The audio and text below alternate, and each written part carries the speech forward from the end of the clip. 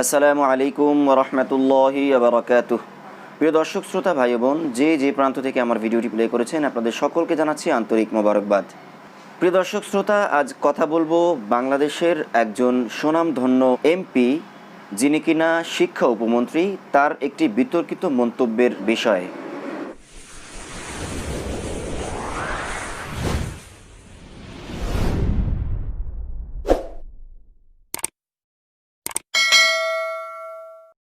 প্রিয় দর্শক শ্রোতা, বিশ্বব্যাপী ইসলাম অবমাননার ধারাবাহিকতায় ফ্রান্সের রাসূল সাল্লাল্লাহু আলাইহি সাল্লামকে অবমাননা এবং ব্যঙ্গচিত্র প্রদর্শনের পরে বাংলাদেশেও ইসলাম যে অবমাননা শুরু হয়েছে, সে বিষয়টি খুবই দুঃখজনক। ইসলাম এবং মুসলমানদের বিরুদ্ধে অপপ্রচারের পরে মুসলমানরা যখন এই ইসলাম বিদ্বেষীদের বিরুদ্ধে বিক্ষোভ প্রদর্শন করেন কিংবা তাদের ধর্মের এবং আবেগের জায়গা থেকে যখন প্রতিবাদ করেন, ঠিক সেই মুহূর্তেই কিছু নাস্তিক্যবাদী শক্তি, কিছু অসাম্প্রদায়িকতার নামধারী কুচক্রী মহল, তারা ইসলাম এবং মুসলমানদের বিরুদ্ধে অবস্থান করে। এই ঘটনার সর্বশেষ প্রমাণ হলো আমাদের বাংলাদেশের শিক্ষা উপমন্ত্রী মহিবুল হাসান নওফেল।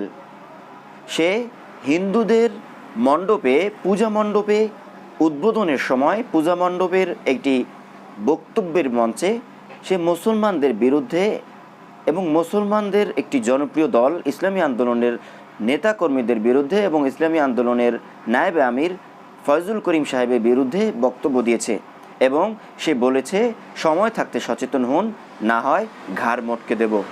কিন্তু এই বক্তব্য আমরা পর্যালোচনা করলে বুঝতে পারবো এটি আসলে তার কোনো নিজস্ব প্রতিক্রিয়া নয়, এটি একটি তার অন্য ধরনের কিংবা অন্যের কাছে প্রভাবিত হয়ে এই বক্তব্য প্রদান।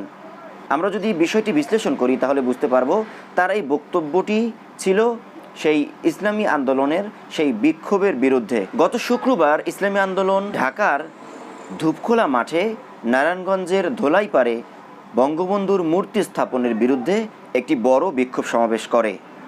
এই বিক্ষোভ সমাবেশে দাবি করা হয় যে বঙ্গবন্ধু শেখ মুজিবুর রহমানকে আমরা সম্মান করি এবং সেখানে বলা হয় যে বঙ্গবন্ধু একজন মুসলমান, তাকে অপমান করে মূর্তি প্রদর্শন না করে আল্লাহ তাআলার 99 নাম খচিত কিংবা ইসলামী নিদর্শন সম্বলিত ভাস্কর্য স্থাপন করে মুসলমানদের যে ঐতিহ্য রয়েছে সেই ঐতিহ্যের ধারাবাহিকতা বজায় রাখা হোক। সেই বক্তব্যের কিছু অংশ আমরা দেখে আসি।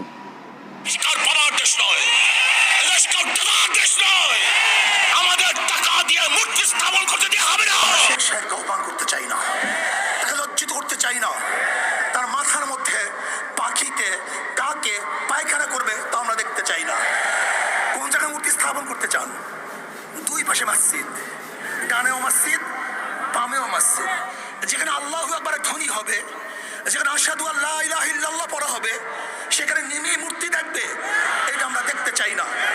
স্পষ্ট কথা, ঢাকা শহরে ধোলাই পড়ে কাউর ভাস্কর্যের নামে মূর্তি স্থাপন করতে দেওয়া হবে না। যদি লড়াই করতে হয়, লড়াইতে সবাই রাজি আছেন ইনশাআল্লাহ। কে আছে? নারায়ে তাকবীর, নারায়ে তাকবীর। রক্ত দিতে চাই না, যদি দেয়া শুরু করি বন্ধ করব না। প্রিয় দর্শক শ্রোতা, আপনারা বক্তব্যটি যদি মনোযোগ দিয়ে শুনে থাকেন তাহলে বুঝতে পারবেন বক্তব্যের প্রথম অংশে মুফতি ফয়জুল করিম সাহেব বলেছেন যে বাংলাদেশে এখনও মানুষ না খেয়ে দিনাতিপাত করে, এখনও মানুষ খোলা আকাশের নিচে ঘুমায়, সেই দেশে মানুষের কষ্টের টাকায় মূর্তি স্থাপন করতে দেওয়া হবে না। এবং বক্তব্যের শেষ অংশে তিনি বলেছেন যে শেখ সাহেবকে তিনি অসম্মান করতে চান না এবং মুসলমানরা শেখ সাহেবকে অসম্মান করতে চান না। কোনো মূর্তি স্থাপন করলে সেই মূর্তির উপরে কোনো পাখি, কোনো কাক পায়খানা করবে এবং এতে করে বঙ্গবন্ধু শেখ মুজিবুর রহমানের অপমান হবে, এটাও তিনি চান না।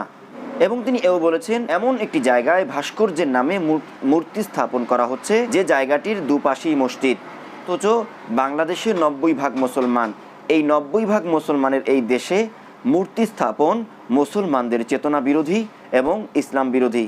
এখানে একটি প্রশ্নের তৈরি হয়, সেটি হলো এই শিক্ষা উপমন্ত্রী সে হিন্দুদের একটি সভায় গিয়ে মুসলমানদের বিরুদ্ধে, ইসলামের বিরুদ্ধে এরকম কটাক্ষপূর্ণ, এরকম বিরূপ একটি মন্তব্য কেন করলো এবং এই মন্তব্য করার দুঃসাহস সে কোত্থেকে পায়।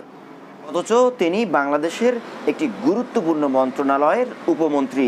এই শিক্ষা উপমন্ত্রী যদি এরকম বক্তব্য দেয়, তাহলে তার তত্ত্বাবধানে পরিচালিত শিক্ষা ব্যবস্থায় কি ফলাফল আসবে এবং মুসলমান শিক্ষার্থীরা, মুসলমান শিশুরা তার থেকে কি শিখবে, বিষয়টি সহজেই অনুমান করা যায়। তথ্যমন্ত্রী সহকারে আরও যারা এই বিক্ষোভের বিরোধিতা করেছেন, তারা বলেছেন যে এই মৌলবাদী গোষ্ঠী নাকি শেখ মুজিবকে অপমান করতে চায়। তারা নাকি শেখ মুজিবকে অপমান করে বাংলাদেশের স্বাধীনতাকে প্রশ্নের মুখে ফেলতে চায়, অথচ তারা স্বাধীনতার সঠিক ব্যাখ্যাই কিন্তু বুঝতে পারেনি। আমরা জানি সেই ইনশাআল্লাহ বলে ভাষণের শুরু থেকেই মুক্তিযোদ্ধারা অনুপ্রাণিত হয়ে আল্লাহু আকবার বলেই কিন্তু পাকিস্তানি অপশক্তির বিরুদ্ধে রুখে দাঁড়িয়েছে। তাহলে এই ইনশাআল্লাহ এবং আল্লাহু আকবারের জয়গানে মুখরিত হয়ে মুক্তিযোদ্ধারা, যুগের শ্রেষ্ঠ সন্তানরা দেশকে রক্ষা করেছেন। অথচ এই মহলটি শেখ মুজিব যে একজন মুসলমান, তিনি যে একজন মুসলমান হিসেবেই মৃত্যুবরণ করেছেন, এই বিষয়টিকে একরকম অস্বীকার করতে চায়। সাথে সাথে শেখ মুজিবের কন্যা জননেত্রী শেখ হাসিনা, তিনি কিন্তু অসংখ্য ভিডিও চিত্রে বলেছেন তিনি তাহাজ্জুদ পড়েন এবং তিনি নামাজ পড়েন এবং তিনি সবসময় মাথায় কাপড় দিয়ে সভা সমাবেশে বক্তৃতা করেন এবং মনে প্রাণে তিনি একজন খাঁটি মুসলমান হিসেবেই নিজেকে পরিচয় দিতে গর্ববোধ করেন। তাহলে এই জাতীয় লোক যারা ইসলাম এবং মুসলমানদের বিরুদ্ধে অবস্থান করে, মুসলমানদের ইসলামের ভালোবাসায় অনুপ্রাণিত হয়ে যে আন্দোলন এবং যে বিক্ষোভ পরিচালিত হয়, সেই বিক্ষোভের বিরুদ্ধে অবস্থান করে। পরিশেষে বলতে চাই, এই উপমন্ত্রী নওফেল কেন এই বক্তব্য দিল, সরকার যেন এই বিষয়টি তদন্ত করে এবং এর বিরুদ্ধে একটি ব্যবস্থা গ্রহণ করে, নতুবা এই নওফেলের হাত ধরেই আগামী শিক্ষা ব্যবস্থায় নতুন নাস্তিক্যবাদী শক্তি জন্ম নিবে এবং মুসলমান নামধারী নাস্তিক্যবাদী অনুসারী বাংলাদেশে জয়গান তুলবে। কাজেই সকল মুসলমানের কর্তব্য হলো এই জাতীয় বক্তব্য এবং এই জাতীয় ব্যক্তিবর্গের বিরুদ্ধে অবস্থান করা। আল্লাহ তাআলা আমাদের সকলকে তৌফিক দান করুন।